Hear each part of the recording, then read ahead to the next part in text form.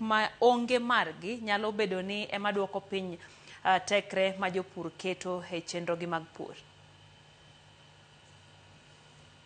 Erokamano Lydia, value addition ma gima inyo jopur mana kaka iwacho kidhi Mwea kidhi tibiro yudo ka gin gi pong' mok ibi wuotho distance mabor to yudo ka pong' nitiere ma girege mchele kendo gitimo ne packing. Mano kosebedo ka timore karwa ka mana nikech gima wachoni ni jopurwa mondo mi ugol mchele puodho onego beni kaka koro wan gi masin e Lake Basin Development Authority ka onego beni michende wago wagologi to kwasegologi to wamoyogi to wadhi to waregogi kwaseregogi to gibedo packed kase use mchele mosegine ibiro yudo ka mchele koregi wan gi rice jam ni ibiro use yore japur biro yudo pesa ne yore moseregi mo puodho cha en bende japur use koro ibiro yudo ka ko uso rice jam o uso ma opuodho cha michamo cha yore then wantiere gi moko ma bende bito tore bende uso yore koro yudo ka gin grades wan gi grade 1 grade 2 and grade 3 mano endo wanyalo timo mondo mi japur oyud benefit yudo ka grade 1 ibiro use bei mamalo grade 2 bei mane diere grade 3 iuse bei koro kotim gi kamano to rice jam gi rice husk ibiro yudo ka iloso kod gik mang'eny iloso kod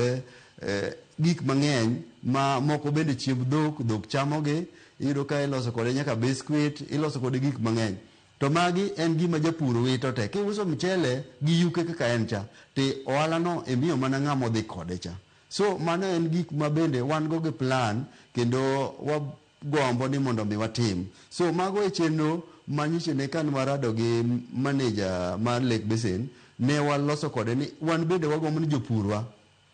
oyude bonus mana kaka jopur mag chai to bonus wa biro wuok mana kuom ang'o kuom rice jam koserege to jam gi ko usi tibiro chul japur bathe mopogore nikech kiyudo ka wan gi ponge magolo mchele grade gi ibiro yudo kogologi kendo jam no wuok yore so jam ni japur nyalo benefit ibiro yudo ka japur yudo ohala mare so value addition wanyalo timo to mana ka wabedo wamakore kamoro achiel kaka jopur to gima bende pod inyowa mwalowa ka ni pod onge gi cooperative motegno magi gini wanyalo timo mana ka wan gi cooperative motegno to alliance with the government institution kaka Lake Basin to nikech gine ma gin gi pong onge government institution man gi pong e Western Kenya kopogore gi Lake Basin Development Authority en gi pong maduong' man gi capacity mar packing iyudo ka sani Lake Basin rego mchele ma pack kendo giketo ni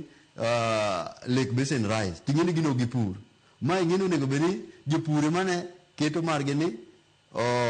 Southwest Kano Irrigation rice to mana ka wan mwadhi watimo ang'o wasebedo kodgi piny mwachopo kanyo so magi gin chenro manyo waloso kodgi mondo mi wachop kamoro ma wan bende michende wanyalo bedo packed kendo ndike nyingwa kata kaka Nyaero kamano ma kata kikalendara ahero kanyo kata kalo mana Rabuor Korowe tibiro yudo ka wabiro mi michele mobedo packed mondik ni Southwest Kano Irrigation kata Ahero kata West Kano nikech wan gi skibe mang'eny alwora mar Ahero ka